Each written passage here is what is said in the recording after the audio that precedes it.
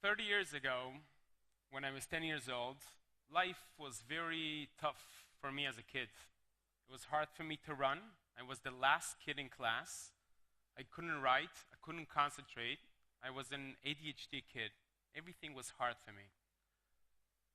Until my parents introduced me to the wonders of the water. And I had just a small dream. I wanted to be this kid that is not last, even one before the last. I started swimming, and I started swimming in the sea, and I loved it so much. I loved the power it gave me. And my life started changing. I could concentrate more than 2 minutes. I was a better athlete, a better student. But this amazing sea also took something very close to me.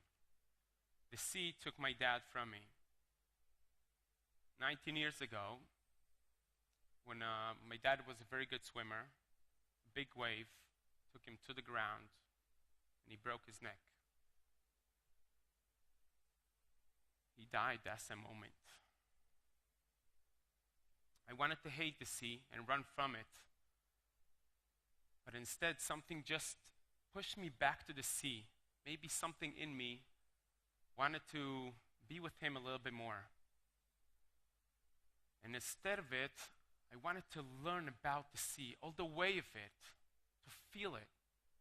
And I became an instructor, and it made me who I am today. I coach open water and teach people the fear of water and the fear of the sea. And in one of the open water competitions, came to me an amazing man called Udi, and he told me, "Ori, I have a dream. I want to swim from Cyprus to Israel."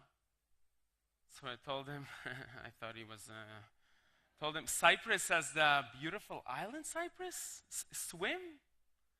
He told me, yeah, and I want you to coach. And I told him, "Okay, let's talk, and I hope he's just going to leave me alone." But he called me the next day, and I don't know what happened. The more we talked, the more his dream became my dream. And a couple of days later, we were 6 people, 6 friends, not professional athletes. I was the only one who swam from when I was a kid. We shared the same dream, and think about how amazing it could be when 6 people dream together. We not only wanted to break the world, to swim from Cyprus to Israel, we wanted to break the world record. So we started training day and night for 3 months, 6 people.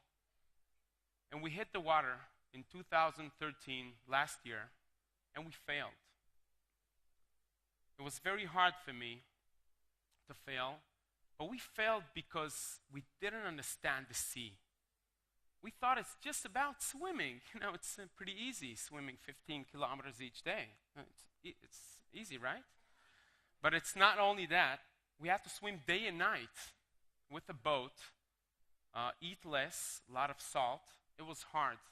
We weren't strong as a team. So this time, it took us 3 days. We looked at each other's eyes, and we knew we're going to try it again. But we're going to learn everything about it. So we learned about the jellyfish. We learned that if you see a jellyfish, don't swim to it or run from it. Just grab it with your hand. Put it a little bit down so we won't sting your friend, and let the jellyfish just swim along.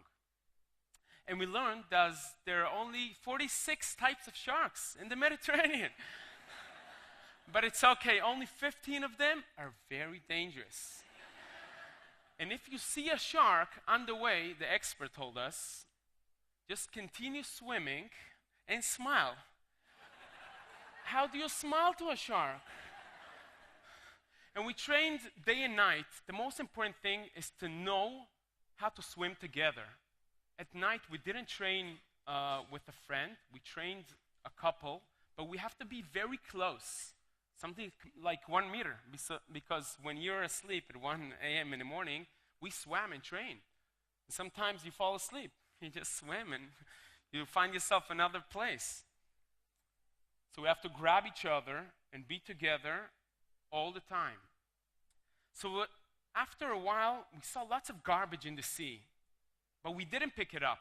because it was too hard. You know, you have to put your buoy out. You have to dive sometimes 10 meters. It's very hard. You have to go up, put the bag in. It was too hard. I don't know if you clean the beach when you see a bag, but it hurt us a little bit. So we started collecting garbage all the way when we swam, and it felt good. It felt amazing. And it gave us the power of the group together because we started cleaning garbage. It's crazy, huh? Cleaning garbage gave you power. I don't know why. So we were very strong together. We trained day and night for 1 year. We loved the sea. We protected the sea. And we jumped the second time. We flew to Cyprus and we jumped in the water all together, all 6. The first swimmer was Udi Erel, the dreamer, and the oldest one. He is 66 years old. Of course, the handsome one of the group. And the second swimmer was Oded Rav, Luke Shetbon, Doron Amosi, Ben Enosh, and the kid, 41 years old, me. I want to tell you a little bit of what's an open water swim. You're allowed to swim only with your Speedos. You're not allowed to touch the boat. If you touch the boat, you are disqualified. Every swimmer swims exactly 1 hour, and then you have 5 hours to rest. It's a lot of time. But 45 minutes before, you have to watch your friend, that he doesn't touch the boat. You have to watch that he's okay, and he's not sleeping. So 45 minutes before and after, you watch your friend, and you have 3.5 hours to eat 2 meals, stretch yourself, put Vaseline, shave so we won't cut yourself when you swim, and all the time you have to stick together in a group.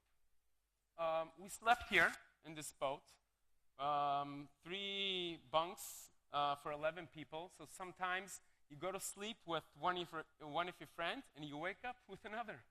That happens every night, every time you go to sleep. The first day was amazing. The current was with us. It pushed us very good. The second day, we felt a block. We didn't move.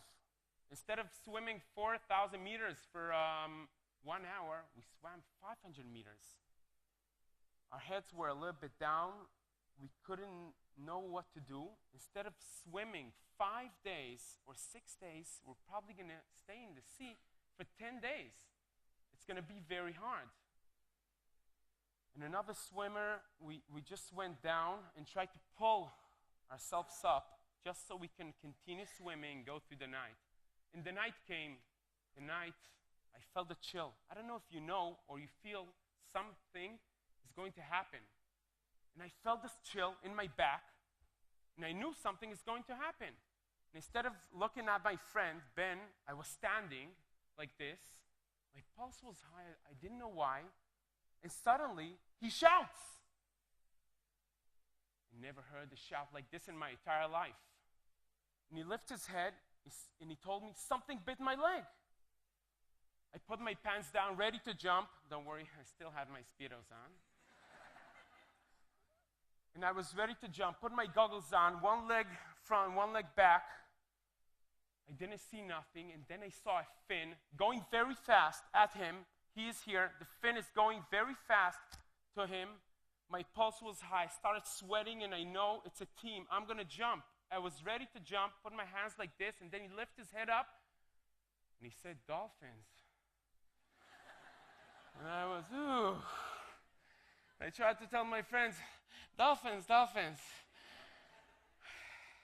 I couldn't breathe. And they were so close to us. It's night. They come to you like this. They do a noise. It was very scary. And we were, whoa, look at that. Look at the dolphins. It was really crazy. And then it was my turn after Ben to jump in the water. I told the dolphin, okay, dolphins, thank you very much. It was a great show. You can come back next week. I was really afraid, jumping in the water. And I jumped in the water. It was very scary, but it was one of the amazing moments in my entire life, just swimming so close to them. They danced with us all night. And 5 a.m. in the morning, they were still dancing with us, and everybody was, whoa, look at the dolphin, look at the dolphin. We didn't sleep even a minute that entire life. The third day, we felt the salt. We felt the salt in our mouth. We couldn't swallow. So we had to drink almond's milk just to swallow so we can eat. And if the first day we ate a lot, the second day it's only things that are very easy to put, the third day we ate baby food. So we can just swallow and continue our swimming. But we understood the power of the team. We understood we have to work together. Something that doesn't work for me works for my friend, so I can help him, and he can help me.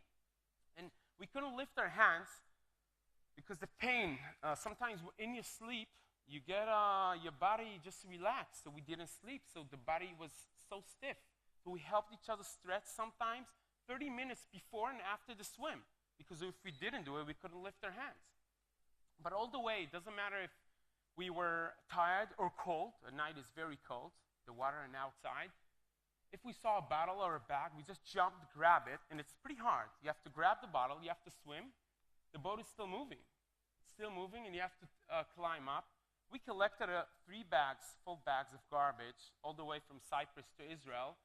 And so if you want to swim from there, it's all clean. So all the line is clean.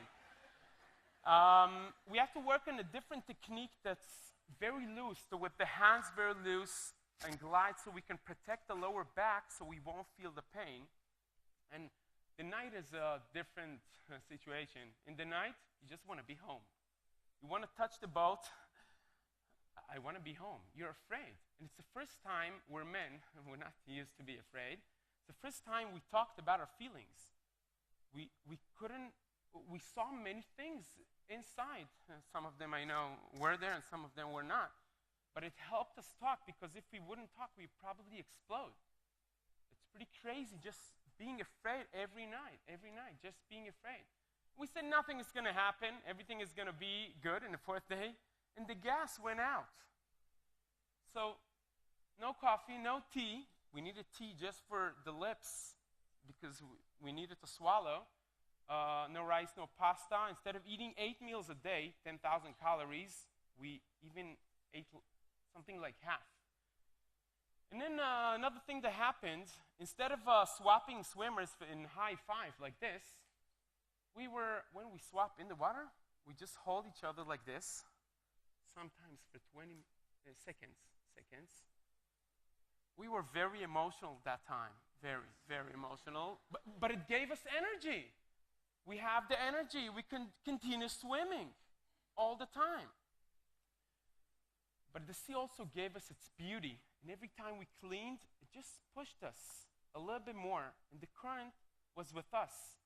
Because I think the sea felt the power of the team. And then the 5th day, something happened again. The waves were very high, 3 meters high. We were trained to swim in high waves, but it was very dangerous to go on the boat, because you try to climb the boat and the boat can just go on the swimmer. It is very dangerous. We were a couple of swimmers just looking at our friend so nothing would happen. We continued swimming in high waves. No one slept during the day and the night. We're like a week without sleeping.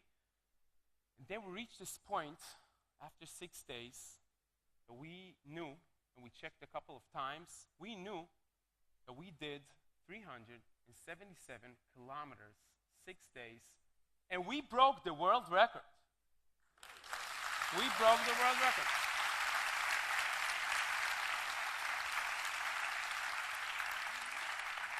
And we got on the boat, and we said we're going to swim to the finish line, all 6 of us together, the team, the power of the team. And I started crying. I don't know why. I cried for 3 whole minutes. Then we got out of the water. I tried to swim a little bit and smile when we got out. It was hard. And then I saw my kids with a big sign, my wife, "Daddy, the fastest dolphin in the sea," and I cried again. And then Oded, one of the swimmers, talked about not only cleaning the Mediterranean and making it a better place for his kids and breaking the world record, he wanted to get in time for his son's bar mitzvah. Something very close, and we got exactly in time, so I cried again. And I learned a couple of amazing things in this journey. about the power of the group. The power of the group is amazing. It gives you energy.